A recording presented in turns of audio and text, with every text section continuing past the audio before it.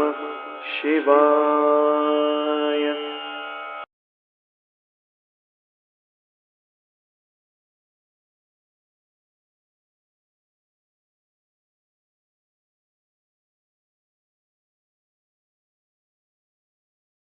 ആദ്യമേ പറയട്ടെ, ഈ ചാനലിന്റെ ഉദ്ദേശം നമ്മുടെ ആളുകൾക്ക് നമ്മുടെ സംസ്കാരത്തെപ്പറ്റിയും ഹിന്ദുമതത്തിനെ പറ്റിയും നല്ല അവബോധം ഉണ്ടാക്കാൻ വേണ്ടിയാണ്. മറ്റുള്ളവരുടെ ചോദ്യങ്ങൾക്കു നമുക്കും നമ്മുടെ കുട്ടികൾക്കും മറുപടി പറയാൻ പറ്റണം. അതുകൊണ്ട് പരമാവധി ഈ ചാനൽ നമ്മുടെ ഓരോ വിശ്വാസികളായ ഹിന്ദുക്കളിലും ദയവായി എത്തിക്കണം. നമ്മുടെ സംസ്കാരം നമ്മൾ അറിയാതെ പോയാൽ മറ്റുള്ളവർ നമ്മളെ പഠിപ്പിക്കും. മുൻ വീഡിയോകളിലെ സംഗ്രഹം സാധാരണ പറയാറുണ്ട്. മിക്കവാറും എല്ലാവർക്കും അത് വിരസമായിരിക്കും. അതിനാൽ പതിവുപോലെ ചോദ്യോത്തരങ്ങളിലേക്കു കടക്കാം. ഇന്നത്തെ ചോദ്യങ്ങൾ ഏറ്റുമാനൂരപ്പൻ കഥയുടെ ആദ്യ ഭാഗത്തുനിന്നാണ്. ഉത്തരം മറ്റു വീഡിയോകൾ നോക്കാതെ അറിയാമെങ്കിൽ ദയവായി കമന്റ് ബോക്സിൽ ഇടുക. ഈ വീഡിയോ കാണുന്ന എല്ലാവരും മഹാദേവഭക്തരാണ് എന്ന വിശ്വാസത്തിലാണ് ഞാൻ ഇങ്ങനെ ചെയ്യുന്നത്. ഉത്തരം കണ്ടെത്താൻ പറ്റിയില്ലെങ്കിൽ ദയവുചെയ്ത് ബന്ധപ്പെട്ട വീഡിയോകൾ റെഫർ ചെയ്യണം എന്ന് അപേക്ഷിക്കുന്നു. കാരണം നമ്മുടെ ഉദ്ദേശം തന്നെ നമ്മുടെ മതത്തെയും നമ്മുടെ വിശ്വാസത്തെയും അടുത്തറിയാൻ വേണ്ടിയാണ്. 5 മൾട്ടിപ്പിൾ ചോയ്സ് ചോദ്യങ്ങൾ ആണ് ഉദ്ദേശിക്കുന്നത്. ചോദ്യം 1. ഏറ്റുമാനൂർ കഥയിലെ ഖരനെ രാമായണത്തിലെ ഖരനിൽ നിന്ന് വ്യത്യസ്തനാക്കുന്ന പ്രധാന കാര്യം ഏതാണ്? എ. ഇരുവരും ഒരേ വ്യക്തിയാണ്. ബി. ഒരാൾ ശിവഭക്തൻ, മറ്റാൾ യുദ്ധവീരൻ. സി. ഇരുവരും അസുരന്മാരല്ല. ഡി. ഇരുവരും ശിവക്ഷേത്രം സ്ഥാപിച്ചു. ചോദ്യം 2. ഖരന്റെ പിതാവ് ആരായിരുന്നു? A. Dakshan. B. Mahadevan. C. Kamabhiru. D. Bhoomikanthan. ചോദ്യം 3. ഖരന്റെ മാതാവായി ക്ഷേത്രപുരാണങ്ങളിൽ പറയപ്പെടുന്നത് ആരെയാണ്? A. Rakha. B. Devayani. C. Shivadevi. D. Kumbhini. ചോദ്യം 4. ഖരൻ ആത്മീയമായ വഴിയിലേക്ക് തിരിയാൻ കാരണമായ ആന്തരിക ചോദ്യം ഏതാണ്? എ. ഞാൻ എവിടെ പോകണം? ബി. എനിക്ക് ശക്തി എങ്ങനെ ലഭിക്കും? സി. ഞാൻ ആരാണ്? എന്റെ ജന്മത്തിന്റെ അർത്ഥം എന്താണ്? ഡി. ഞാൻ രാജാവാകുമോ? ചോദ്യം 5. ഖരന്റെ ഗുരുവായി ഐതിഹ്യങ്ങളിൽ പറയപ്പെടുന്നത് ആരെയാണ്? A. Sadashivan. B. Vyaghrapada Maharshi. C. Vallendu Maharshi. D. Adipurushan. ചോദ്യം 6. ഖരൻ ഗുരുവിനെ കണ്ടെത്താൻ ഏത് സ്ഥലങ്ങളിലൂടെയാണ് സഞ്ചരിച്ചത്? എ. നഗരങ്ങളും രാജധാനികളും. ബി. വനങ്ങളും ആശ്രമങ്ങളും. സി. യുദ്ധഭൂമികളും കോട്ടകളും. ഡി. തീർത്ഥാടന കേന്ദ്രങ്ങൾ മാത്രം. ഇന്ന് പഠിക്കുന്നത്: ഖരൻ എന്ന അസുരൻ ചിദംബരത്തിന്റെ ജ്ഞാനാകാശത്തിൽ വെച്ച് ആത്മീയമായി പുനർജനിക്കുന്ന രസകരമായ കഥയാണ് നിങ്ങൾ ഇനി കാണാൻ പോകുന്നത്. ഈ വീഡിയോയിൽ കേവലം ഒരു ക്ഷേത്രമെന്നതിലുപരി മനുഷ്യശരീരത്തിന്റെ വാസ്തുവിദ്യയായി നിർമ്മിക്കപ്പെട്ട ചിദംബരത്തിന്റെ ശാസ്ത്രീയ രഹസ്യങ്ങളും ഋഷിമാരുടെ അഹങ്കാരത്തെ ഭഗവാൻ ആനന്ദതാണ്ഡവത്തിലൂടെ ധ്യാനമാക്കി മാറ്റിയ ചരിത്രവും നമ്മൾ ഇവിടെ വിശദീകരിക്കുന്നു. വീഡിയോയുടെ പ്രധാന നാഴികക്കല്ലുകൾ: ചിദാകാശം. നമ്മുടെ ബോധമാണ് ഈശ്വരൻ എന്ന് പഠിപ്പിക്കുന്ന ആകാശലിംഗത്തിന്റെ പൊരുൾ. ശരീരശാസ്ത്ര വിസ്മയം. 21,600 സ്വർണ്ണത്തകിടുകളും 72,000 നാഡികളും പ്രതിനിധീകരിക്കുന്ന വാസ്തുവിദ്യ. സ്വർണ്ണ വിൽവമാല. രൂപമില്ലാത്ത പ്രപഞ്ചനാഥന്റെ അദൃശ്യ സാന്നിധ്യം തിരിച്ചറിയുന്ന നിമിഷം. ദാരുവനത്തിലെ പരീക്ഷ. അഹങ്കാരത്തെ മെരുക്കി ആഭരണമാക്കിയ ഭഗവാന്റെ ആനന്ദതാണ്ഡവം. മഹാസിദ്ധന്മാരുടെ മണ്ണ്. പതഞ്ജലിയും വ്യാഘ്രപാദരും പകർന്നു നൽകിയ ജ്ഞാനപാരമ്പര്യം.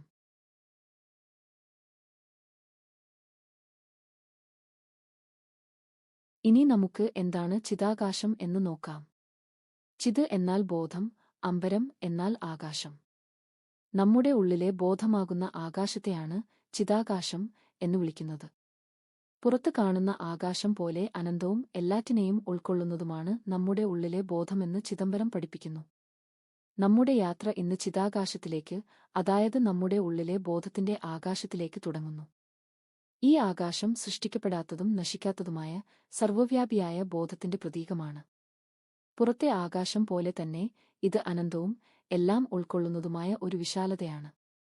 പക്ഷേ ചിദാകാശത്തിൽ ആകാശം നമ്മോടൊപ്പം ചിന്തിക്കുന്നു, നമ്മെ നോക്കുന്നു, നമ്മെ പഠിപ്പിക്കുന്നു. ആകാശലിംഗത്തിന്റെ പ്രതീകം. ചിദംബരത്തിൽ ശിവൻ ആകാശലിംഗമായി ആരാധിക്കപ്പെടുന്നു. പഞ്ചഭൂതങ്ങളിൽ ഭൂമി, ജലം, അഗ്നി, വായു, ആകാശം, ഇതിൽ ആകാശം ഏറ്റവും സൂക്ഷ്മവും രൂപരഹിതവുമായതാണ്. ചിദംബരത്തിലെ ആകാശലിംഗത്തിന്റെ സാന്നിധ്യം നമ്മോട് പറയുന്നത് ഇതാണ്: ഈശ്വരൻ ഒരു സ്ഥിരമായ രൂപത്തിൽ ഒതുങ്ങിയവനല്ല. മറിച്ച് പരമസത്യമായ സർവ്വവ്യാപിയായ ചൈതന്യമാണ് അവൻ. നമ്മിൽ ഓരോരുത്തരിലും നമ്മുടെ ബോധത്തിനുള്ള ആഗാധതയിൽ അവന്റെ പ്രതിഫലനം കാണാം. ഖരന്റെ അനുഭവം. ഖരൻ എന്ന ആ അസുരൻ തന്റെ തപസ്സിലൂടെ ഈ സത്യത്തെ തിരിച്ചറിഞ്ഞപ്പോൾ അവൻ ഒരു ശരീരമല്ല, മറിച്ച് അനന്തമായ ബോധത്തിന്റെ ഭാഗമാണ് എന്ന് മനസ്സിലാക്കി. ആ തിരിച്ചറിവ് ഖരനെ ഒരു മഹാഭക്തനാക്കി മാറ്റി. ഒരുപാട് താപവും ദുർബലതകളും അനുഭവിച്ചിട്ടും അഹങ്കാരത്തിന്റെ മറവി തീർത്ത് നോക്കുമ്പോഴാണ് അവൻ പരമസത്യം കണ്ടത്. ചിദംബരത്തിന്റെ സന്ദേശം. ചിദംബരം നമ്മോട് പറയുന്നത് വളരെ സുതാര്യമാണ്. നിന്റെ ഉള്ളിലെ അഹങ്കാരം നീക്കം ചെയ്തു നോക്കൂ. ദൈവത്തെ തിരഞ്ഞ് പുറത്തേക്ക് പോകേണ്ടതില്ല. അവിടെ വിരിയുന്ന ബോധത്തിന്റെ ആകാശത്തിൽ നീ ആനന്ദതാണ്ഡവം കാണും. ഓരോ ശ്വാസത്തിലും ഓരോ നിമിഷത്തിലും നിങ്ങൾ ആ ശുദ്ധബോധത്തെ അനുഭവിക്കാൻ തുടങ്ങും. ഗുരുവിന്റെ നിർദ്ദേശം. ഖരന്റെ യാത്രയുടെ ആദ്യഘട്ടത്തിൽ ഗുരുവായ വ്യാഘ്രപാദ മഹർഷി ഖരനോട് പറഞ്ഞു: ചിദംബരത്തിലേക്ക് പോവുക, മഹാദേവനെ ധ്യാനിക്കുക.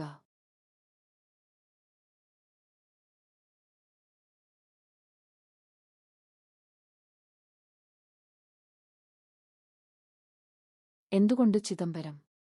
ഖരന്റെ ഉള്ളിലെ ക്രോധവും അഹങ്കാരവും ദഹിപ്പിക്കാൻ ജ്ഞാനാകാശം എന്ന് വിളിക്കപ്പെടുന്ന ചിദംബരത്തിന് മാത്രമേ കഴിയുമായിരുന്നുള്ളൂ എന്ന് വ്യാഘ്രപാദ മഹർഷിക്ക് അറിയാമായിരുന്നു. ഭാരതീയ തത്വശാസ്ത്രപ്രകാരം നമ്മുടെ ഉള്ളിലെ ആകാശത്തെയാണ് ചിദംബരം എന്ന് വിളിക്കുന്നത്.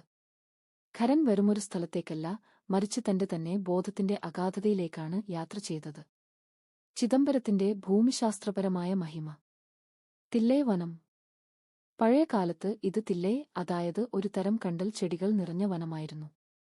സമുദ്രത്തോടും കൊള്ളിടം എന്ന നദിയോടും ചേർന്നുകിടക്കുന്ന ഈ ഭൂമി പ്രകൃതിയും ആത്മീയതയും ലയിക്കുന്ന ഇടമാണ്. ഈ വനത്തിന്റെ ശാന്തതയും കാന്തിക ഊർജവുമാണ് ഖരനെപ്പോലുള്ള തപസ്വികളെ ഇവിടേക്ക് ആകർഷിച്ചത്. ചിദംബരത്തെ ഓരോ കല്ലിലും പാദമുദ്രകൾ പതിപ്പിച്ച അനേകം മഹത്തുക്കളുണ്ട്. ഖരൻ തന്റെ തപസ്സിലൂടെ ഇവരുടെയെല്ലാം ആത്മീയ ചൈതന്യത്തെയാണ് തൊട്ടറിഞ്ഞത്. പതഞ്ജലി മഹർഷി. യോഗശാസ്ത്രത്തിന്റെ പിതാവായ പതഞ്ജലി മഹർഷി ഭഗവാന്റെ ആനന്ദതാണ്ഡവം ദർശിക്കാൻ വേണ്ടിയാണ് ചിദംബരത്ത് എത്തിയത്. പാതി മനുഷ്യന്റെയും പാതി പാമ്പിന്റെയും രൂപമുള്ള അദ്ദേഹം ഇവിടെ വച്ചാണ് ശിവനൃത്തം കണ്ട് ആനന്ദാശ്രുക്കൾ പൊഴിച്ചത്. ഖരൻ തന്റെ ഉള്ളിലെ സർപ്പതുല്യമായ വികാരങ്ങളെ മെരുക്കാൻ പഠിച്ചത് പതഞ്ജലിയുടെ ഈ തപസ്സുഭൂമിയിൽ നിന്നാണ്. വ്യാഘ്രപാദ മഹർഷി. ഖരന്റെ ഗുരുവായ ഇദ്ദേഹമാണ് ചിദംബരത്തെ ഏറ്റവും പ്രധാനപ്പെട്ട സിദ്ധൻ. ഭഗവാന്റെ പൂജയ്ക്കായി അതിരാവിലെ മഞ്ഞുതുള്ളികൾ ഏൽക്കാത്ത പൂക്കൾ പറിക്കാനായി പുലിയുടെ പാദങ്ങളും കന്നുകളും വരം ചോദിച്ചു വാങ്ങിയ ഭക്തനാണദ്ദേഹം. തില്ലേ വാഴ് അന്തണൽ എന്നറിയപ്പെടുന്ന ദീക്ഷിതർമാരുടെ പാരമ്പര്യത്തിന് തുടക്കമിട്ടതും ഇദ്ദേഹമാണ്. മാണിക്യവാചകർ. പണ്ട് ഒരു രാജ്യത്തിന്റെ മന്ത്രിയായിരുന്ന മാണിക്യവാചകർ എല്ലാം ഉപേക്ഷിച്ച് ചിദംബരത്ത് വരികയായിരുന്നു. അദ്ദേഹത്തിന്റെ ഭക്തിയിൽ അലിഞ്ഞ ഭഗവാൻ ഒരു സാധാരണ ബ്രാഹ്മണന്റെ രൂപത്തിൽ വന്ന് മാണിക്യവാചകർ പാടിയ തിരുവാചകം നേരിട്ട് എഴുതിയെടുത്തു എന്ന് വിശ്വസിക്കപ്പെടുന്നു. ആ ഗ്രന്ഥത്തിന്റെ അവസാനം ഭഗവാൻ എഴുതിയത് മാണിക്യവാചകൻ പറഞ്ഞത് ചിദംബരനാഥൻ എഴുതിയത് എന്നാണ്. ഒടുവിൽ അദ്ദേഹം നടരാജ വിഗ്രഹത്തിൽ ലയിച്ചു ചേർന്നു എന്നാണ് ഐതിഹ്യം. നന്ദനാർ. ഭക്തിക്ക് ജാതിയോ കുലമോ ഇല്ലെന്ന് തെളിയിച്ച സിദ്ധനാണ് നന്ദനാർ. ക്ഷേത്രത്തിനു പുറത്തുനിന്ന് ഭഗവാനെ ദർശിക്കാൻ ശ്രമിച്ച നന്ദനാർക്ക് വേണ്ടി മുമ്പിലിരുന്ന നന്ദി വിഗ്രഹം സ്വയം മാറിനിന്നു കൊടുത്തു. ചിദംബരത്തെ അഗ്നിയിൽ പ്രവേശിച്ച് അദ്ദേഹം ഭഗവാനിൽ ലയിച്ചു ചേർന്നു എന്നാണ് ഐതിഹ്യം. തിരുമൂലർ. അൻപേ ശിവം, സ്നേഹമാണ് ശിവൻ എന്ന് ലോകത്തിന് പറഞ്ഞു കൊടുത്ത സിദ്ധനാണദ്ദേഹം. തിരുമന്ദിരം എന്ന ഗ്രന്ഥത്തിലൂടെ ശരീരമാണ് യഥാർത്ഥ ക്ഷേത്രമെന്നും ഹൃദയമാണ് ഗർഭഗൃഹമെന്നും അദ്ദേഹം പഠിപ്പിച്ചു. ഖരൻ തന്റെ ശരീരത്തെ ഒരു ക്ഷേത്രമായി കാണാൻ പഠിച്ചത് തിരുമൂലരുടെ ഈ ദർശനങ്ങളിലൂടെയാണ്. ഇവർ എന്തു ചെയ്തു? ഈ സിദ്ധന്മാർ കേവലം പ്രാർത്ഥിക്കുക മാത്രമല്ല ചെയ്തത്. അവർ പ്രപഞ്ചത്തിലെ ജ്ഞാനത്തെ തമിഴ് കവിതകളായും മന്ത്രങ്ങളായും മാറ്റി. ക്ഷേത്രത്തിന്റെ വാസ്തുവിദ്യയും മനുഷ്യശരീരവും തമ്മിലുള്ള ബന്ധം ലോകത്തിന് വിശദീകരിച്ചു കൊടുത്തു. ഭക്തിയിലൂടെ എങ്ങനെ അഹങ്കാരത്തെ ദഹിപ്പിക്കാം എന്ന് സ്വന്തം ജീവിതത്തിലൂടെ കാണിച്ചുതന്നു. കാന്തിക കേന്ദ്രം. ചിദംബരം ക്ഷേത്രം സ്ഥിതി ചെയ്യുന്നത് ഭൂമിയുടെ കാന്തിക മധ്യരേഖയ്ക്ക് വളരെ അടുത്താണ്. പ്രപഞ്ചത്തിന്റെ കാന്തിക ഊർജ്ജ കേന്ദ്രങ്ങളിലൊന്നായി ശാസ്ത്രലോകം ഈ സ്ഥലത്തെ അടയാളപ്പെടുത്തുന്നു. പഞ്ചഭൂത സമവാക്യം. ചിദംബരം ആകാശത്തെ സൂചിപ്പിക്കുന്നു. കാഞ്ചിപുരം മണ്ണിനെയും കാളഹസ്തി വായുവിനെയും പ്രതിനിധാനം ചെയ്യുന്നു. ഈ 3 ക്ഷേത്രങ്ങളും ഏകദേശം ഒരേ രേഖാംശത്തിലാണ് സ്ഥിതി ചെയ്യുന്നത്. ഹൈന്ദവ ആത്മീയതയിലെ പ്രാധാന്യം. ഹൈന്ദവ വിശ്വാസപ്രകാരം ചിദംബരം ക്ഷേത്രത്തിന് വലിയൊരു സ്ഥാനമുണ്ട്. കോവിൽ തമിഴ് ശൈവ ഭക്തർക്ക് കോവിൽ എന്ന് മാത്രം പറഞ്ഞാൽ അത് ചിദംബരമാണ്. അത്രത്തോളം പ്രധാനമാണിത്. ബോധത്തിന്റെ കവാടം. നമ്മൾ പുറത്തു കാണുന്ന ലോകം മായാണെന്നും ഉള്ളിലെ ശൂന്യമായ ബോധമാണ് യഥാർത്ഥ ഈശ്വരനെന്നും ചിദംബരം പഠിപ്പിക്കുന്നു. അതുകൊണ്ടാണ് ഇവിടെ ആകാശലിംഗം ആരാധിക്കപ്പെടുന്നത്. ചിദംബരം വാസ്തുവിദ്യയിലെ മനുഷ്യശരീരം. ചിദംബരം ക്ഷേത്രം മനുഷ്യശരീരത്തിന്റെ മാതൃകയിലാണ്. ഗർഭഗൃഹം. ഇത് ഹൃദയത്തെ സൂചിപ്പിക്കുന്നു. ഇത് അല്പം ഇടത്തോട്ട് മാറിയാണ് സ്ഥിതി ചെയ്യുന്നത്. സ്വർണ്ണ മേൽക്കൂര. 21,600 സ്വർണ്ണ തകിടുകൾ മനുഷ്യൻ ഒരു ദിവസം ശ്വസിക്കുന്ന ശ്വാസത്തിന്റെ എണ്ണത്തെ സൂചിപ്പിക്കുന്നു. നാഡികൾ. ഇവ ഉറപ്പിച്ച 72,000 ആണികൾ ശരീരത്തിലെ നാഡികളെ പ്രതിനിധീകരിക്കുന്നു. ചിദംബര രഹസ്യവും സ്വർണ്ണ വിൽവ മാലയും. തിരശ്ശീല മാറ്റുമ്പോൾ കാണുന്ന ശൂന്യതയാണ് പരബ്രഹ്മം. വിൽവമാല. അവിടെ തൂക്കിയിട്ടിരിക്കുന്ന 72 സ്വർണ്ണ വിൽവ ഇലകൾ മനുഷ്യശരീരത്തിലെ 72,000 പ്രധാന നാഡികളെ സൂചിപ്പിക്കുന്നു. ദൈവം സർവ്വവ്യാപിയായ ആകാശമാണെന്നും എന്നാൽ നമ്മുടെ നാഡികളിലൂടെ പ്രാണനായി ഒഴുകുന്നുണ്ടെന്നും ഇത് ഖരന് വെളിപ്പെടുത്തിക്കൊടുത്തു. ശാസ്ത്രലോകവും ചിദംബരവും. ലോകത്തിലെ ഏറ്റവും വലിയ കണികാ പരീക്ഷണശാലയായ CERN എന്ന ഓഫീസിനു മുൻപിൽ ഒരു നടരാജ വിഗ്രഹം സ്ഥാപിച്ചിട്ടുണ്ട്. പ്രപഞ്ചത്തിന്റെ നൃത്തത്തെ അങ്ങനെ ആധുനിക ശാസ്ത്രം ആദരിക്കുന്നു. എന്തുകൊണ്ട് ഇവിടെ നടരാജൻ? എന്തുകൊണ്ടാണ് മഹാദേവൻ ഇവിടെ നടരാജനായി നൃത്തം ചെയ്യുന്നത്? ഇതിനു പിന്നിൽ ഒരു ആത്മീയ കഥയുണ്ട്. വരും വീഡിയോയിൽ ഇതിനെപ്പറ്റി വിശദമായി പറയുന്നതാണ്. സമാപനം. അങ്ങനെ ചിദംബരത്തെ ജ്ഞാനാകാശത്തിൽ ഖരൻ തന്റെ അസുരഭാവങ്ങൾ ദഹിപ്പിച്ചു. രൂപമില്ലാത്ത ആകാശരൂപിയായ ഭഗവാനെ തന്റെ ഉള്ളിൽ ദർശിച്ച ഖരൻ പരിപൂർണനായി മാറുന്ന കാഴ്ചയാണ് നമ്മൾ കണ്ടത്. എന്നാൽ ഈ യാത്രയുടെ ഏറ്റവും നിർണായകമായ ഘട്ടം ഇനിയാണ് വരാനിരിക്കുന്നത്. അടുത്ത വീഡിയോയിൽ നമ്മൾ ചർച്ച ചെയ്യാൻ പോകുന്നത് എന്തുകൊണ്ടാണ് മഹാദേവൻ ഇവിടെ നടരാജനായി നൃത്തം ചെയ്യുന്നത്? ദാരുവനത്തിലെ ഋഷിമാരുടെ അഹങ്കാരത്തെ ദഹിപ്പിക്കാൻ ഭഗവാൻ നടത്തിയ ആ നിഗൂഢമായ ആത്മീയ യുദ്ധത്തിന്റെ കഥ വരും വീഡിയോയിൽ നമ്മൾ വിശദമായി പറയുന്നതാണ്.